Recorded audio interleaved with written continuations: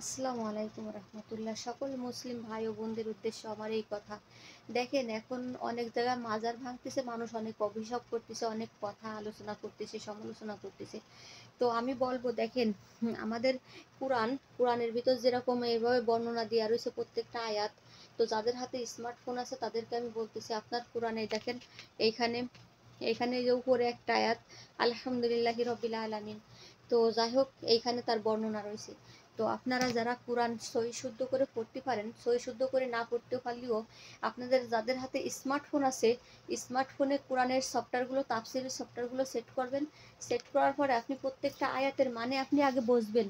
প্রত্যেকটা আয়াতের মানে যাইনে বুঝে তারপরে আপনি মাজার মাজার যারা ভাঙতেছে তাদের দোষ দেবেন, যে মাজার আসলে ভাঙতেছে নাকি মাজারের ভিতর থাকা যে বন্ডগুলো বন্ডামি করে সেইগুলো ভাঙতেছে। তো দেখেন, আল্লাহর অলিরা যদি আমল করে আল্লাহর অলি হতে পারে, তা আমরাও তো আল্লাহর বান্দা, আমরাও আমল করি, আমরা ভালো কিছু করি। কিন্তু মাজারে যায় কি করে, ওরা গাঁজা খায়, লাফালাফি করে, বেটা নাই, ছেলে নাই, গোসল নাই, কোনো নাই, অজু নাই, কালাম নাই, ওরা বলে ধ্যান করলে নামাজ হয়ে যায়। ধ্যান হলো দিলের নামাজ, ওদের নাকি ধ্যান করলে নামাজ হয়ে যায়। তো এই সমস্ত যারা কোরআনের আয়াতের রিসার্চ করবে তারা কখনো মাইনে নেবে না, ওয়াল্লাহে মাইনে নেবে না কখনো। তারা কিভাবে মাইনে নেবে?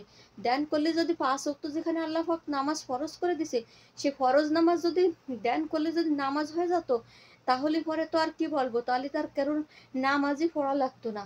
তাহলে আদম আলাইহিস সালাম থেকে আর শেষ নবী মোহাম্মদ রাসূলুল্লাহ সাল্লাল্লাহু আলাইহি সাল্লাম, ইতির মধ্যে যত নবী আসছেন সব নবী যে নামাজ আদায় করেছেন, নামাজ পড়েছেন। কোন নবী নামাজ ছাড়া, আপনি দেখান তো একটা নবী যে সিনি নামাজ পড়ি নাই। তা মাজারের লোকেরা কি বলবে, কি বলে, বলে কি যে ধ্যান হচ্ছে দিলের নামাজ, নামাজ কিসের লাগবে? আর নামাজ না লাগলে তো অজুও লাগে না, আর অজু না লাগলে তো গোসলও লাগে না, পবিত্র থাকাও লাগে না।